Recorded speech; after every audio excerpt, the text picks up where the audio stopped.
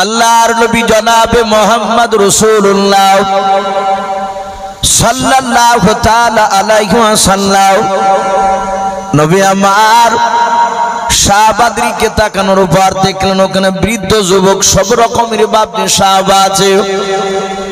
আল্লাহর নবীজি তাকিয়ে ডাক দিয়ে বলেন, ওরে আমার শাহিদ সাহাবা কোথায় আছো, তুমি দাঁড়িয়ে যাও।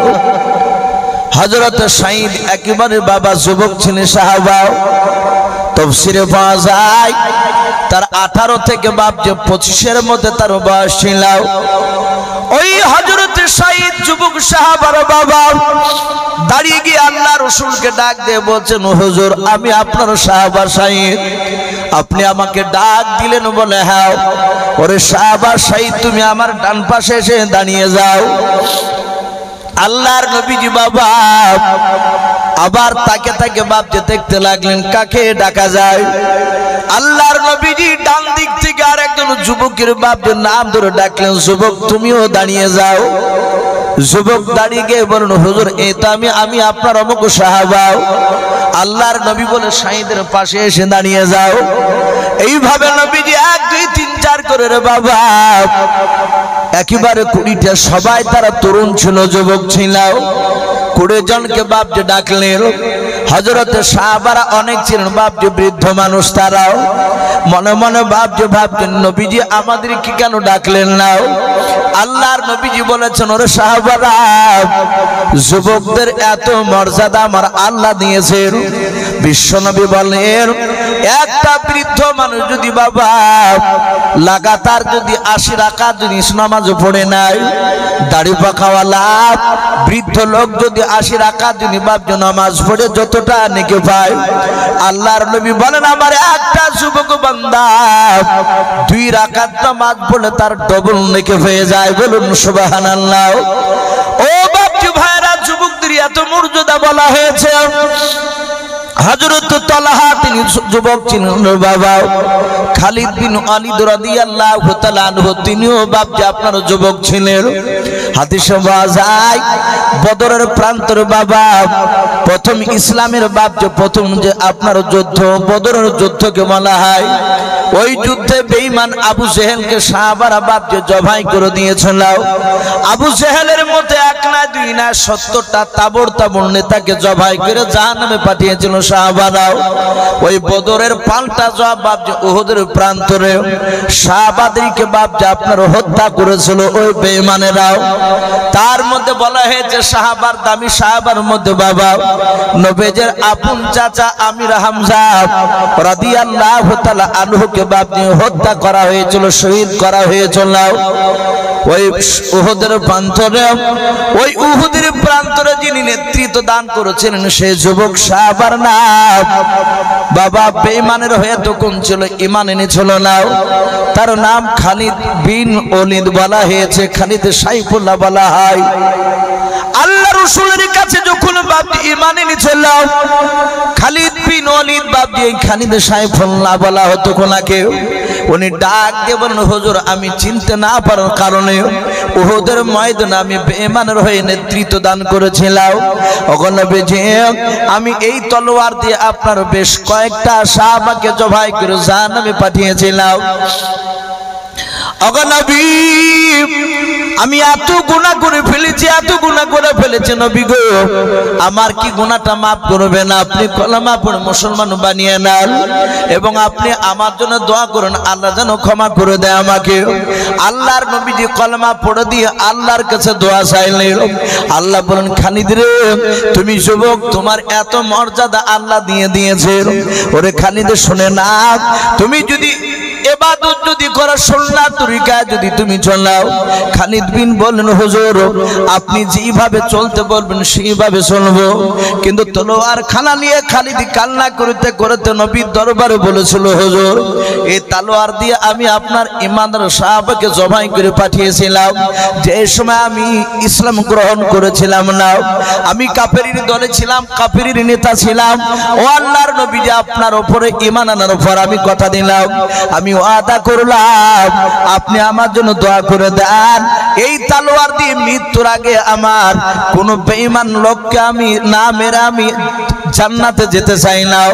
আমার নবীজি দোয়া করেছিলেন, আল্লাহ কবুল করেছিল।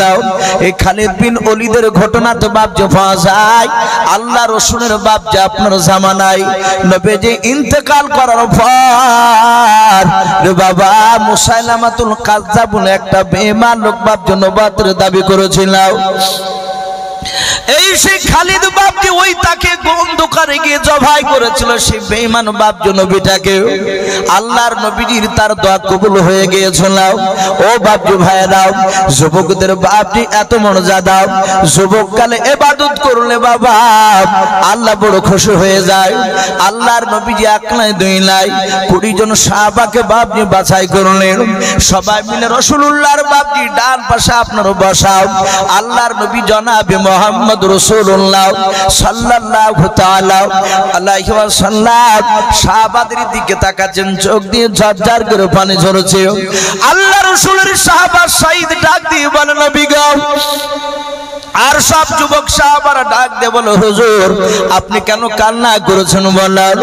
আল্লাহর নবী বলেন, সাহাবারা তোমরা 20 জন যুবক বলে, হ্যাঁ আমি তোমাদেরকে যুবক যুবক দেখে আমি বাছাই করেছি তোমাদেরকে। ওরে আমার সাহাবারা, আমি এমন একটা দেশে কলমার দাওয়াত নিয়ে যেতে বলবো রে সাহাবা, ওই দেশের বাদশা বেঈমান, ওই দেশের প্রতিটা নাগরিক প্রজারাও বেঈমান, তারা আল্লাহ রসুল কাউকে চেনে না। এই সাহাবা তোমাদের কি ভয় হয় না?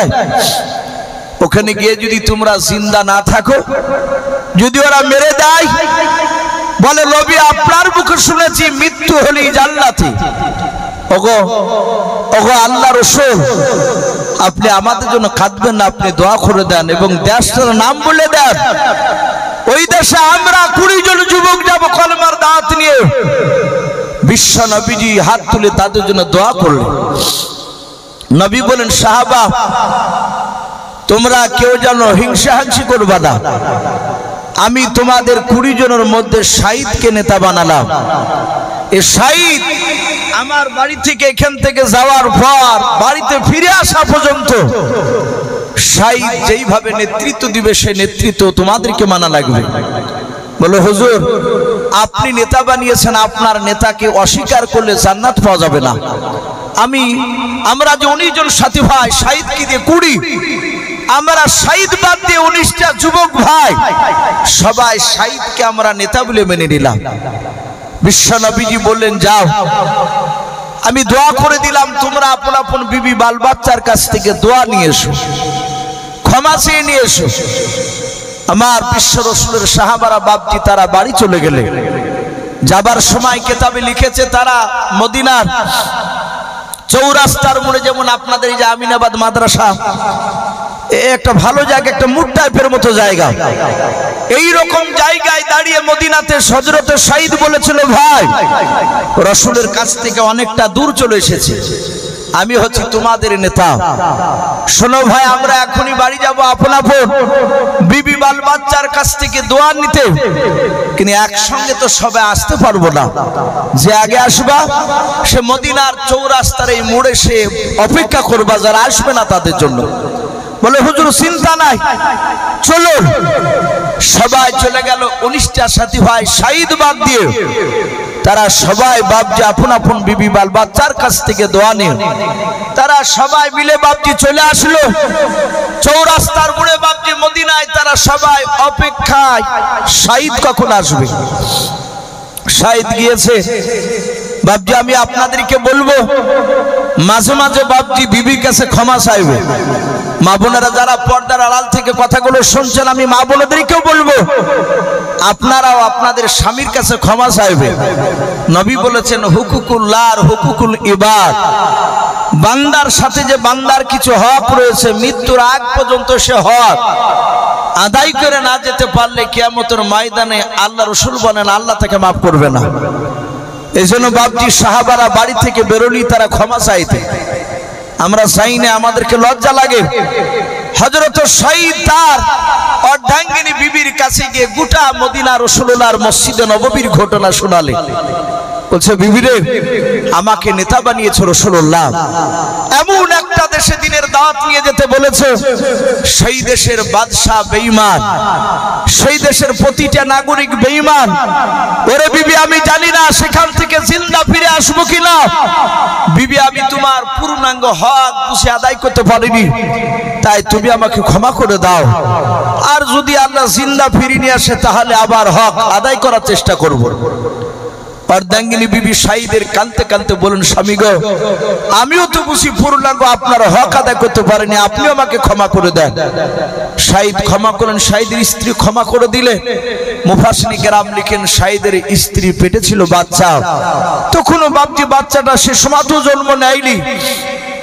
হযরত সাঈদ রাদিয়াল্লাহু তাআলা আনহু নিজের বিবির কাছ থেকে দোয়া নিয়ে তার পাশের ঘরে বাপজি জনম দুঃখিনী মা আছে, মার কাছে গিয়েছে বাপজি ক্ষমা চাইতে, মার কাছ থেকে দোয়া নিতে চাই গিয়েছে। আজ আমরা এখানে অনেক মানুষ বাপজি হতভাগা আছি, বাপজি যারা যুবক আছি তারা বৃদ্ধর কথা বাপজি ভালো লাগে না। দাদু বেঁচে থাকলে দাদি নাই, কিংবা হয়তো দাদু বেঁচে নাই দাদি বেঁচে আছে। অনেক মানুষের বাপজি আব্বা মারা গিয়েছে মা বেঁচে আছে, অনেকের আবার মা মারা গিয়েছে বাপ বেঁচে আছে। কিন্তু যুবকরা বাপজি আমরা সেই বাপ মারার মর্ম এখনো বুঝতে পারি নাই। অনেক যুবক ছেলেদের দেখা যায় একটা মানুষের যদি 4টে ছেলে থাকে, বাড়ি হয়তো তার 2 কাঠা জায়গা, ওই এক জায়গায় 4 বেটা আটবে না, ওখানে হয়তো 2 কাঠায় একটা বেটা হয়তো আছে, কি 2টে কোনো রকমের দুজনায় আছে ওখানে, আর 2টে একটু দূরে বাড়ি করেছে। অনেক সময় দেখা যায় যুবকরা বাইরে কাজে যায়, তার মা হয়তো অন্য বেটা, অন্য ওই ছেলেটার হয়তো অন্য ভাইয়ের কাছে আছে। মাঝে মাঝে তার মা খোঁজ নেয় যে তার নাতির কাছ থেকে, যে তোর আব্বা কি করছে? বলে আব্বা মাঠে গিয়েছে। ভালো আছে? বলে হ্যাঁ। হঠাৎ একদিন বাপজি সেই যুবক বাইরে চলে গেছে, বোম্বাই কাজে, কেরালায়, যেমন আমাদের সন্তানরা যায়। প্রায় 10 দিন পর বাপজি তার নাতির সাথে দেখা হয়েছে, সে বৃদ্ধা মেয়েটা। বলছে তোর আব্বা বাড়িতে নাই? বলে না তো। বলে কোথায় গিয়েছে? বলে আজ কেরালা হলো 14 দিন, 10 দিন হলো কেরালায় চলে গেছে। বলে 10 দিন হয়ে গেল? বলে হ্যাঁ। হতভাগা তার মাকে একটু দেখা করতে আসেনি, দোয়া নিতে আসেনি। অনেক মানুষ বাপজি আছে, অনেক বৃদ্ধা হয়ে গেলে ধরে ধরে মারছে। আমরা মা বাপের দিকে বাপজি গুরুত্ব দিই না। মনে রাখবেন, আপনার বাপ মাকে যদি আপনি ভালো করে না দেখেন, আপনিও বৃদ্ধ হয়ে গেলে আপনার সন্তান আপনাকে ভালো করে দেখবে না। একই কেস ঘটবে, বেশিরভাগ দেখা যায় এরকম। হযরত সাঈদ রাদিয়াল্লাহু তাআলা আনহু তিনি জানতেন যে মার কাছে দোয়া না চাইতে গেলে মার নজরের দিকে, চেহারার দিকে একবার তাকালে, নজর করলে একটা কবুলিয়াত হজের সব পাওয়া যায়। বলুন সুবহানাল্লাহ। কবুলিয়াত হজের সব। বাপ মা এত মর্যাদা পূর্ণ। আমার বিশ্ব নবী, রহমতের নবী, দরুদ নবী সাল্লাল্লাহু আলাইহি ওয়াসাল্লামের কথা শুনে বাপজি সাহাবা সাঈদ তার মার কাছে গিয়ে বলছেন, মা, আমাকে রাসূলুল্লাহ নেতা বানিয়ে কলমার দাওয়াত দিতে পাঠিয়েছে। বলে কোন দেশে বাবা? বলে দেশটার নাম রাসূলুল্লাহ বলেছেন বাহরাইন শরীফ। ওই দেশের বাদশা গোলাম সারওয়ার, সে বেঈমান, আল্লাহকে চিনে না, রাসূলকে চিনে না, তার নাকি প্রজারাও কে চিনে না। মা তুমি দোয়া করে দাও। সাঈদ রাদিয়াল্লাহু তাআলা আনহু বাবা মার চেহারার দিকে চেয়ে দেখার পর মাকে ডাক দিয়ে বলে, মা তোমার হাতখানা আমার মাথে বুনিয়ে দাও। সাঈদ রাদিয়াল্লাহু তাআলা আনহুর বাবা নিজের আপনার মার হাতখানা ধরে নিজের মাথায় দিয়ে বলে দিয়েছে, ও বাপজি ভাইরাও, সত্যি বাপ মা বাপজি পৃথিবীর মধ্যে বাপজি রহমত যাদের বেঁচে আছে তারা বড় ভাগ্যবান। আল্লাহ রসুলের বাপজি সাঈদ তার মার হাতখানা ধরে মাথায় তুলে বলে, মা তুমি আমার জন্য একটু দোয়া করে দাও, যেন রাসূলুল্লাহর কলমার দাওয়াতটা যেন সঠিকভাবে যেন বাদশার কাছে যেন পৌঁছে দিয়ে আসতে পারে। শহীদের মা বাপকে দোয়া করে দিলেন। দোয়া করে দেওয়ার পর শহীদ বলে, মা তুমি আমার জন্য দোয়া করে দাও, আমি চলে যাচ্ছি। শহীদের মা বাপজি দোয়া করে দিলেন। দরজা খান থেকে বাপজি ঘোড়ায় চেপে বাবা নাই উঠে চেপে বাপজি আপনারা হাঁটতে শুরু করলেন হযরত শহীদ রাদিয়াল্লাহু তাআলা আনহু। প্রায় মোটামুটি বাবা এক নাই দুই নাই প্রায় 25 থেকে 30 হাত বাপজির সামনের দিকে পা ফেলেছে। আর ওই সময় হযরত শহীদ রাদিয়াল্লাহু তাআলা আনহুর বাবা জনম দক্ষিণ মা পেছন দিক থেকে বাপজি ডাক নিয়েছে, ওরে বেটা শহীদ তুমি দাঁড়িয়ে যাও। হযরত শহীদকে আবার ডাক দিলেন, বেটা শহীদ তুমি দাঁড়িয়ে যাও। শহীদ রাদিয়াল্লাহু তাআলা আনহুর বাবা কানে গিয়ে তার জনম দুঃখলি মার বাপজি আপনার মধুর ডাক্তার কানে বাপজি পৌঁছে গিয়েছে। হযরত শহীদ রাদিয়াল্লাহু তাআলা আনহু তিনি শুনেছিলেন আল্লাহর নবী বলেন, গো সাহাবায়ে কেরাম শুনে নাও, আল্লাহর নবীজি হাজার হাজার সাহাবাদেরকে নিয়ে বাপজি মসজিদ নববীতে বসে রেখে আল্লাহর দরুদি নবী বাপ মার বাপজি মর্যাদার কথা আলোচনা করতে করতে নবী আমার ডাক দিয়ে বলেন, সাহাবারা শুনে নাও, তোমরা যদি ফরজ নামাজ আর ওয়াজিব নামাজ সুন্নাত নামাজ তিনটা বাদ দিও, ওরে আমার সাহাবারা শুনে নাও, আল্লাহর রাসূল ডাক দিয়ে বলছেন, আমার সাহাবারা যদি তোমরা নফল নামাজে যদি দাঁড়িয়ে যাও আর যদি ওই সময় যদি তোমার বাপ মা যদি ডাক দিয়ে দাও তোমার সালাম ফেরা হয় নাই, তুমি মনে মনে চিন্তা করবা যে আমার নামাজে তো সবে মাত্র আমি দাঁড়ালাম, 2 রাকাত নফল নামাজে দাঁড়িয়েছি, নামাজ তো শেষ হয় নাই, মা ডাক দিতেছে বাপ ডাক দিতেছে। আল্লাহর নবীজি বলেন, সাহাবারা তোমরা সালাম না ফিরে তোমরা বাপ মার ডাকে সাড়া দিয়ে দাও, নামাজ ভেঙে দিয়ে মার ডাকে সাড়া দিয়ে মার কথার তোমরা গুরুত্ব দাও, মার কথাটা তোমরা শুনবা। আল্লাহর নবীজি ডাক দিয়ে বলেন, ওরে সাহাবা পিতা মাতার পায়ে তোলা হচ্ছে জান্নাত, সারা পৃথিবীর বাপ যে কোনো পীরের পায়ে তোলে জান্নাত, কোন আলেমের বাপ যে পায়ে তোলে জান্নাত, এই কথা নবীজি বলেন না, শুধু নবী বলেন ইন্নাল জান্নাতা তাহতা আকদামি উম্মাহাতিকুম আও কামা ক্বালা আলাইহি সালাতু ওয়া তাসলিম। আল্লাহর নবীজি বলেন, ওরে আমার সাহাবারা বাপ মার পায়ে তোলে জান্নাত, হুমা জান্নাতুকা হুমা নারুকা, শুনে নাও, তোমার বাপ মার কাছে যদি খুশি করতে পারো তাহলে তোমার বাপ মার পায়ের তলাটা জান্নাতি হয়ে যাবে। ওরে আমার সাহাবা যদি তোমার বাপ মাকে যদি নারাজ করে দাও, যদি খুশি যদি না করতে পারো, অখুশি হয়ে যদি হয়ে যায় তাহলে তোমার বাপ মার পায়ের তলাটা তোমাদের জন্য জাহান্নামের গর্ত হয়ে যাবে। আল্লাহর নবীর সাহাবা শহীদ রাদিয়াল্লাহু তাআলা আনহু উটের লাগাম ধরে বাবা পেছন দিকে আপনার ঘুরে তাকালেন, মা ডাক দিতেছে দরজায় দাঁড়িয়ে, ও বেটা শহীদ তুমি দাঁড়িয়ে যাও। হযরত শহীদ উটের লাগাম ধরে দাঁড়িয়ে ডাক দিয়ে বলে, মা তুমি কেন আমাকে ডাক দিতেছো, তুমি বলো। শহীদ রাদিয়াল্লাহু তাআলা আনহুর মা ডাক দিয়ে বলে, বেটা রে আমি তোমাকে ব্যক্তিগত ডাকতে আসি নাই, তোমাকে আমি ব্যক্তিগত ডাক দিই নাই। বলে কেন ডাক দিয়েছে, কে ডাক দিতেছে বলো তোমাকে। শহীদ রাদিয়াল্লাহু তাআলা আনহু ডাক দিয়ে বলছেন তার মাকে, বলে মা কে তোমাকে ডাক দিতে বলেছে বলো। আওয়াজ দিয়ে বলে, ওরে বেটা তোমার বিবি আমাকে ডাক দিয়ে বলেছে, মা আপনার সন্তান কি কি দেখতে পাওয়া যায়? বলে হ্যাঁ দেখতে পাওয়া যাচ্ছে, ওই তো সন্তান যে যাচ্ছে। ডাক দিয়ে বলেছিলাম, ও মা এখনই আল্লাহ আমাকে বেটা সন্তান দান করেছে, আপনার ছেলেকে একটু ঘুরে আসতে বলুন, জানি না আপনার ছেলে জিন্দা ফিরে আসবে কিনা। ওগো আমার মা আপনার ছেলেকে আসতে বলুন, একবারের মতো আমার কলিজা টুকরা সন্তানের খানে চেহারা খানা দেখে যাক। আল্লাহর নবী জনাবে মুহাম্মদ রাসূলুল্লাহ সাল্লাল্লাহু তাআলা আলাইহি ওয়াসাল্লামের বাপজি সাহাবা শহীদ বাবা দাঁড়িয়ে আছেন।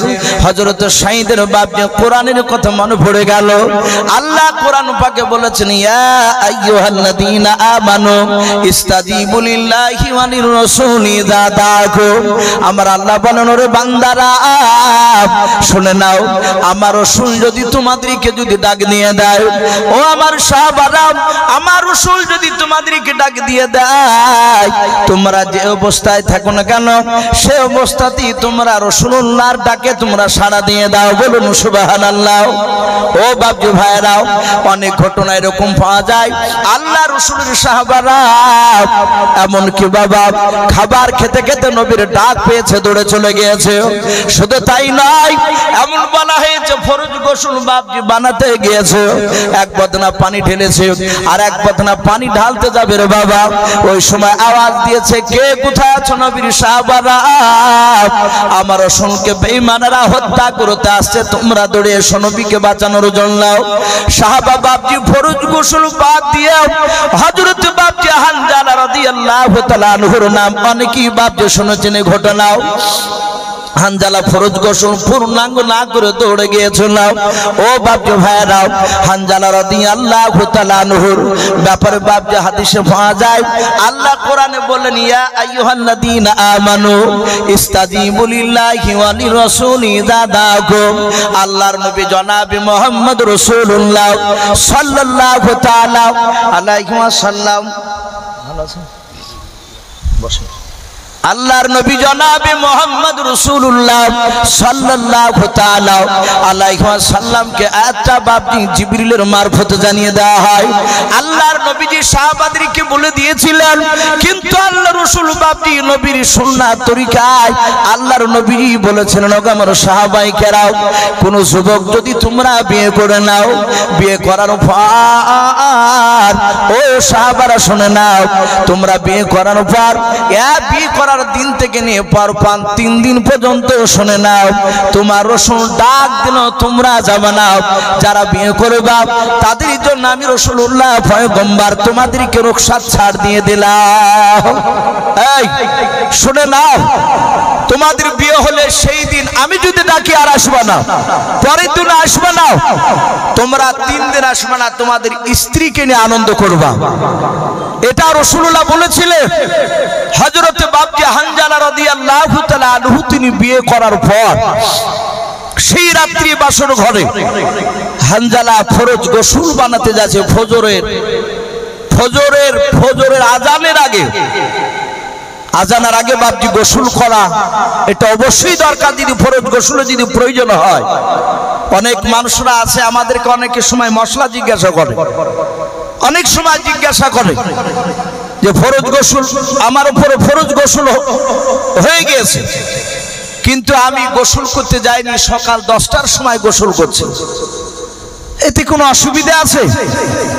এতে চরম গুনাহ বাপজি।